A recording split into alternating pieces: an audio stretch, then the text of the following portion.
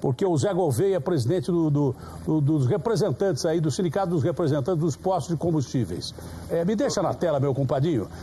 O José, o mais importante é saber até quando a gente vai ter combustível nos postos aqui em São Paulo para poder abastecer o carro e se a situação é muito mais crítica do que a gente imagina. Boa noite, José.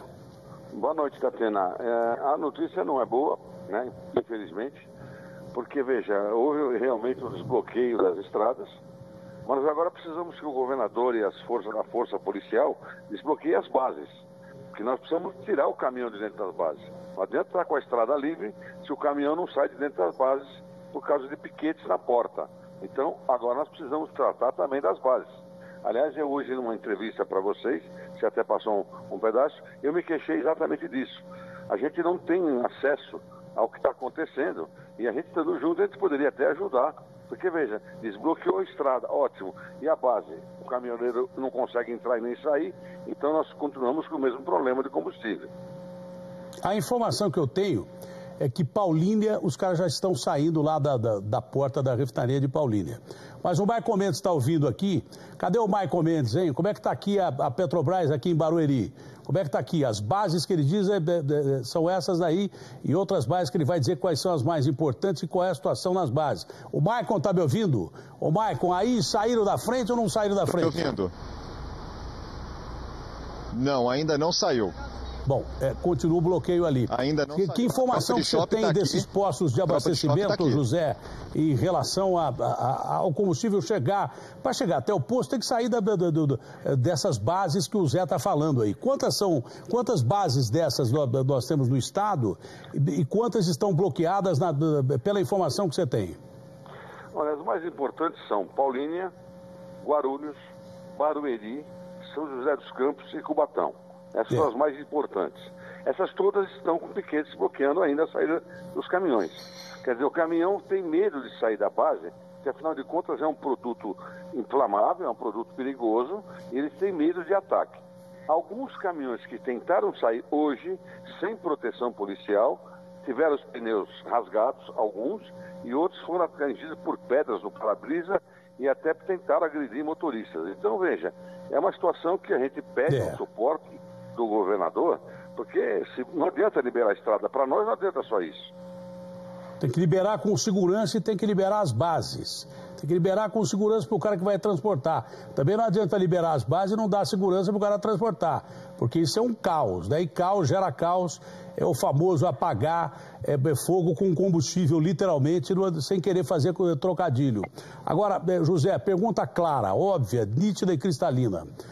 Os postos já estão sem gasolina aqui em São Paulo. A situação, a tendência é de que, se parar o negócio amanhã, por exemplo, se parar essa greve, bases liberadas, como já dizem que estão liberando lá em Paulínia, por exemplo, agora a gente já falou da Petrobras em Barueri, não, mas se de repente tudo se resolver agora, quando que vai ser regularizada a entrega de combustível para os postos? Veja, Datena, nós temos duas situações. A primeira situação, em 2, 3 dias, o consumidor começa a achar produto nos postos. Ele vai ter um desconforto de entrar num posto, não ter um produto, por exemplo, não tem a gasolina, mas tem o etanol, no outro tem o etanol e não tem a gasolina, ele vai ter um pouquinho de desconforto para abastecer o seu carro, mas vai conseguir abastecer. Então isso tira um pouco esse receio do consumidor de não ter como abastecer. Agora, para normalizar o nosso mercado, voltar aos estoques antigos, nós vamos precisar pelo menos de 5 a 7 dias. Antes disso não se normaliza, não. Olha, na cidade de São Paulo, que é grande pra caramba, na cidade de São Paulo, qual é a situação dos postos de combustíveis nesse momento? Datena, 99% dos postos estão fechados por falta de combustível.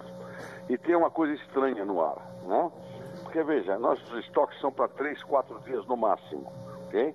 Nós já estamos com greve há 6 dias. E tem alguns postos que continuam vendendo como se não tivesse greve. A pergunta é o seguinte, de onde vem esse produto?